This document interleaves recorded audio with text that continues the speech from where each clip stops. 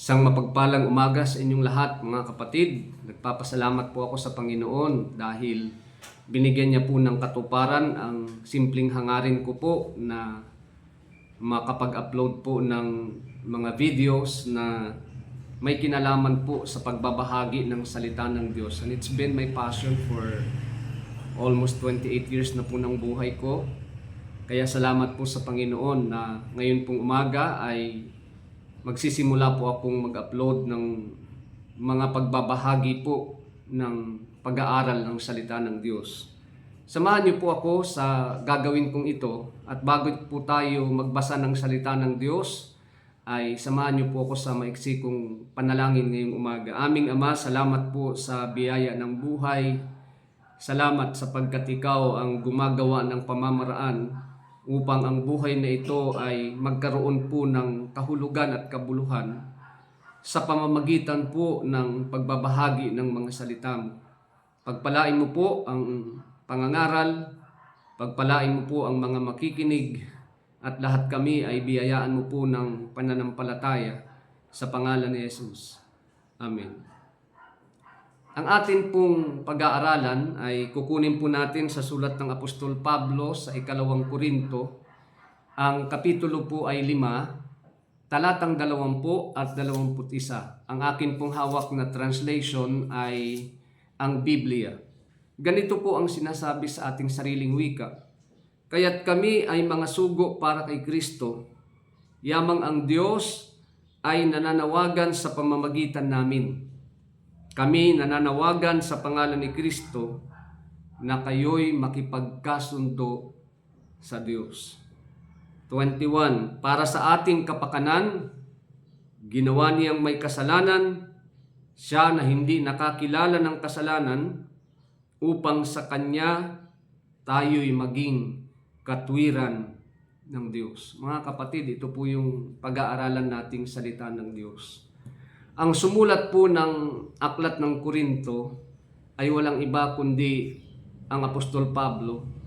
At nung panahon po na iyon ay marami pong mga taga-Korinto ang nakakatanggap ng hamon sa kanilang pananampalataya, sapagkat sila po ay nakaka-encounter po ng maraming mga bulaang tagapagturo nung panahon na yun, na kung saan ay dinidegrade po ang pagiging apostol ni Pablo, ibinabagsak po ang kanyang ministeryo, at talagang nagnanais po sila na sirain ang kanya pong ginagawang pangangaral sa ating pong Panginoong Jesucristo.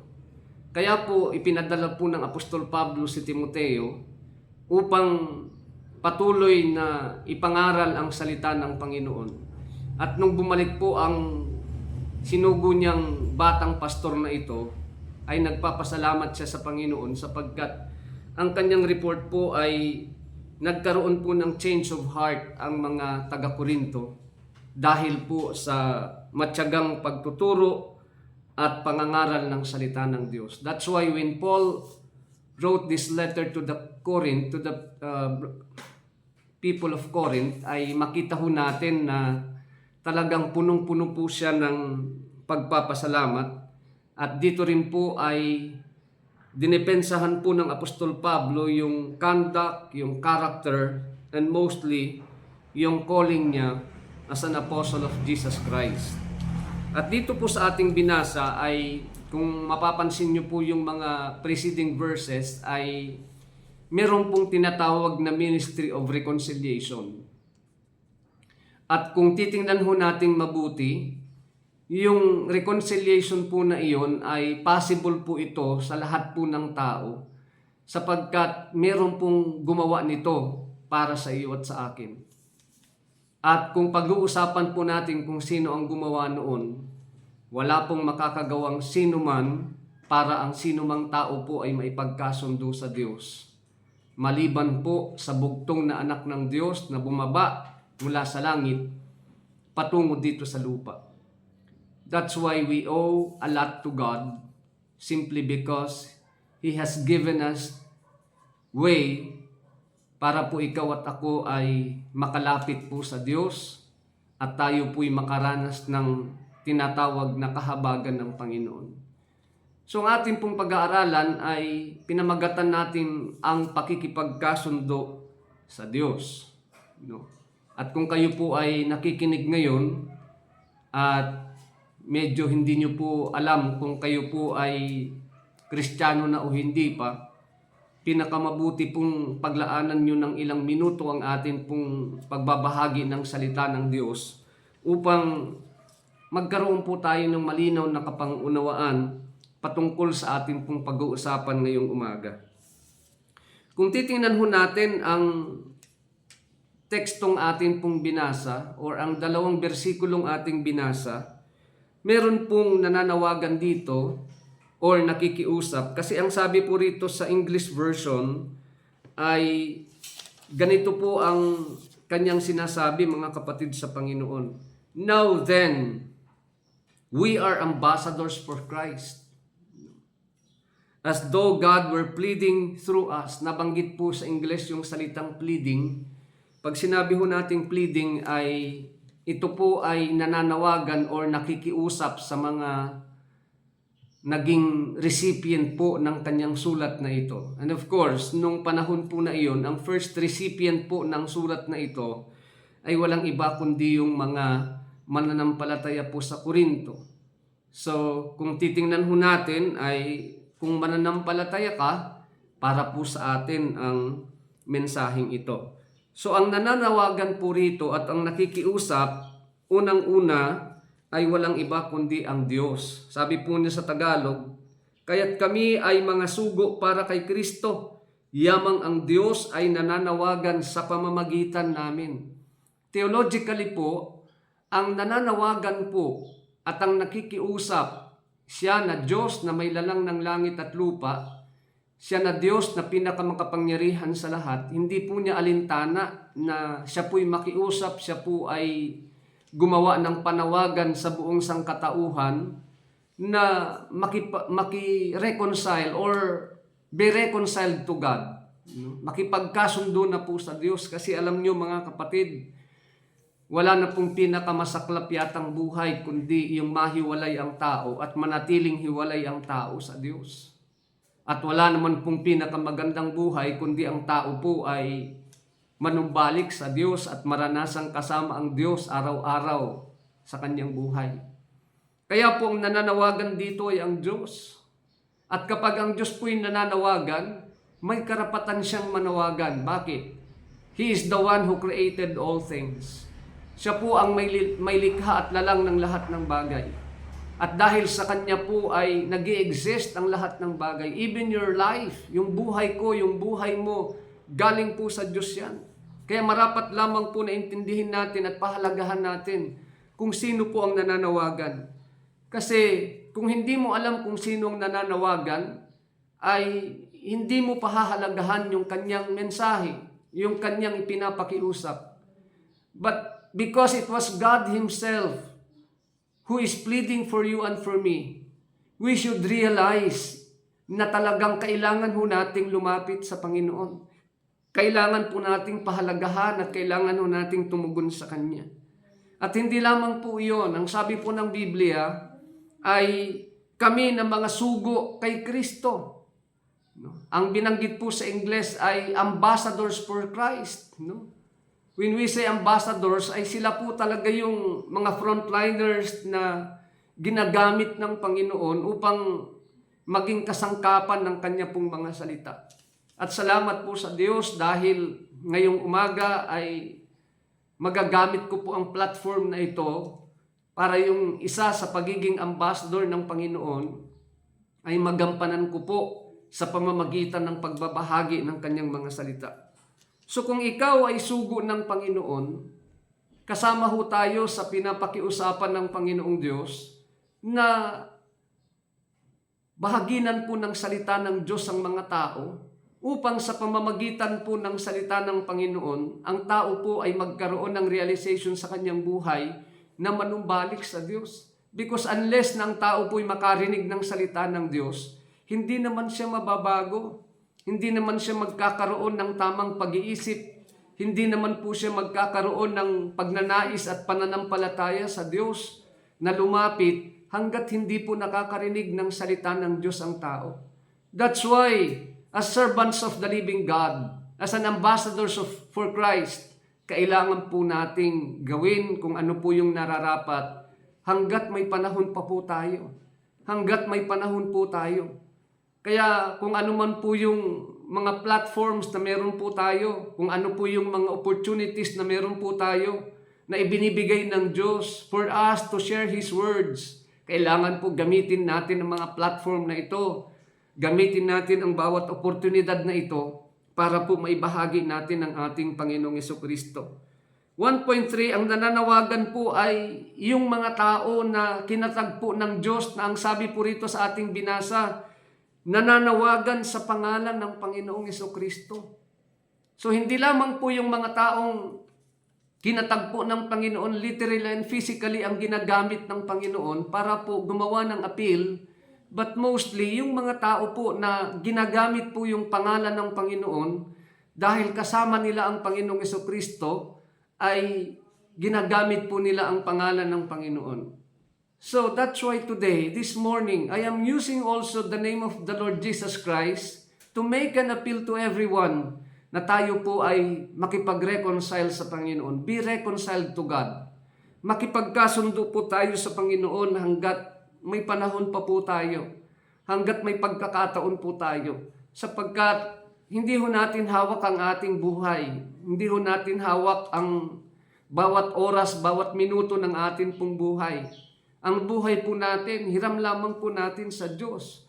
Kaya dapat po hanggat may pagkakataon tayo, hanggat may panahon tayo, hanggat may lakas ang ating pong mga bisig, hanggat malinaw nating napapakinggan ang mensahe po ng salita ng Diyos, huwag na ho tayong magpatumpik-tumpik pa. Huwag na ho tayong magdalawang isip na pumunta, makinig, dumalo sa mga pagtitipon na ipinapangaral po ang salita ng ating Panginoong Jesucristo. So tatlo po yung nananawagan dito. Unang-una ang Panginoong Diyos na pinakamakapangyarihan sa lahat.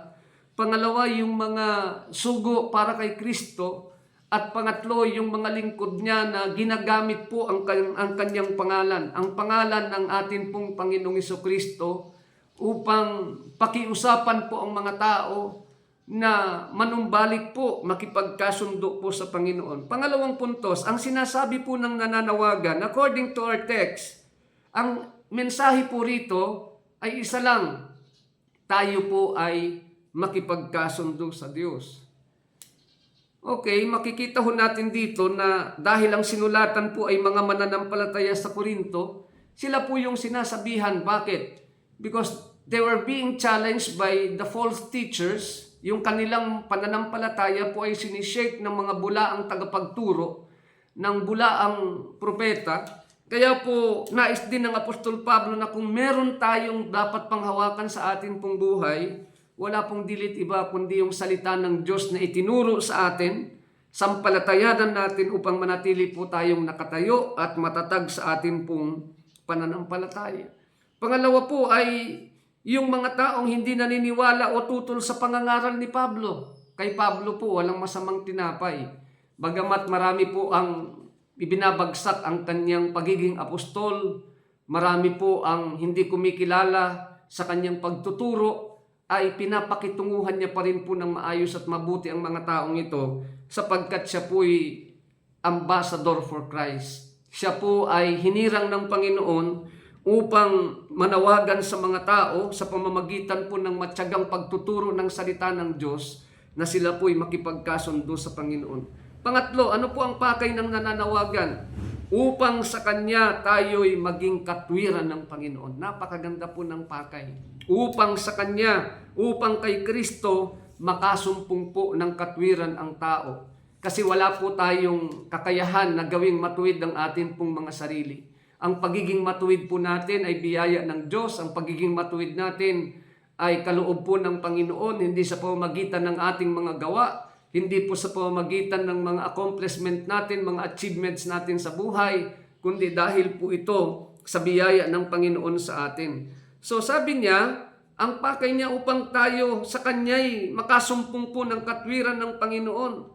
Paano po mangyayari ito? Ito ay dahil sa makapangyarihang gawa ng Panginoong Diyos. Ang Ama po ang nagsugo kay Kristo patungo dito sa lupa. Siya na walang kasalanan ay naging kasalanan upang ikaw at ako na makasalanang tao ay maipagkasundo sa Diyos. Napakabuti po ng Panginoon na ito sapagkat wala siyang kasalanan. Siya po'y banal, walang bahid dungis, hindi siya nakakaalam ng kasalanan at nakakilala kailanman ng kasalanan. Ngunit inibig niya po na tawagin siyang isang makasalanan dahil sa iyo at sa akin. Inibig niya po at pinili niya pong yakapin ang kasalanan mo at kasalanan ko. Alang-alang po sa katubusan, sa kapatawaran, sa kaligtasan at katiyakan ng buhay na walang hanggan. Kapatid sa Panginoon, kung ikaw ay nakikinig ngayon na parang hindi mo na pinapahalagahan ng sarili mo o kulang ka ng pagpapahalaga sa iyong sarili, lagi mong tatandaan, mahalaga ka sa Diyos. Lagi mong tatandaan, iniibig ka ng Panginoon. Lagi mong tatandaan at itatanim sa iyong puso at kaisipan, kahit ikaw ay discredit ng mga tao, kahit hindi ka kilalanin ng mga tao sa paligid mo, kahit hindi ka pahalagahan ng mga tao sa paligid mo, as long as na alam mong tama ang ginagawa mo, naglilingkod ka sa harapan ng Panginoon, there is nothing to worry about. Why? Sapagkat sa simula't sapol, kahit hindi ka pa ipinapanganak, inisip ka na ng Panginoon, pinahalagahan ka na ng Panginoon, inibig ka na ng Diyos, at tinawag ka at pinili ng Panginoon mula sa karamihan upang ikaw na kanyang tinatagpo ay maging kasangkapan ng kanyang mga salita, upang sa pamamagitan ng kanyang mga salita na ibabahagi mo at ibabahagi ko, may mga taong kakatagpuin din ng Panginoon upang sila ay mapanumbalik sa Diyos. Mga minamahal na kapatid sa Panginoon, ngayong umaga, nawa maramdaman natin ang puso ng Panginoon. Nawa maramdaman po natin ang damdamin ng Apostol Pablo, ang damdamin ng mga lingkod ng Diyos na nagnanais na ibahagi po ang salita ng Panginoon. Salamat po sa Diyos sapagkat naging posible ang pakikipagkasundo ng isang makasalanang tao, ng mga makasalanang tao, ng lahat ng taong makasalanan sa isang banal na Diyos, sa isang walang bahid dungis na Diyos, sa isang Diyos na nakatira sa langit, ngunit inibig na iwanan ang lahat ng nandoon sa langit upang ikaw at ako po na makasalanang tao na nandito sa lupa at piniling gumawa ng masama at makasalanang buhay, ay magkaroon po ng katubusan, magkaroon po ng kapatawaran, magkaroon ng kaligtasan, at hindi po mapunta sa dako ng kapahamakan. Ngayong umaga, mga kapatid sa Panginoon, nawa sa simpleng mensaheng ating napakinggan, maramdaman mo ang bintig ng puso ng Panginoon na ikaw at ako ninanais ng Diyos na makipagkasundo sa Kanya. Kung nagustuhan niyo po ang ating pong pag-aaral ng salita ng Diyos, ay pwede niyo po laging tandaan ang ating pong Facebook page. At kung kayo po ay nagnanais na patuloy na sundan ang ating pong pag-aaral ng salita ng Diyos, pakiclick lang po ang ating notification bell dyan. Pagkatapos po ay follow niyo po ang inyong lingkod ng Diyos o ang lingkod ng Panginoon. Si Pastor Noel de la Cruz po, ako po ay taga-Tanay at salamat po sa Panginoon. Sa Kanya po lagi ang kaluwalhatian at karangalan. God bless us all.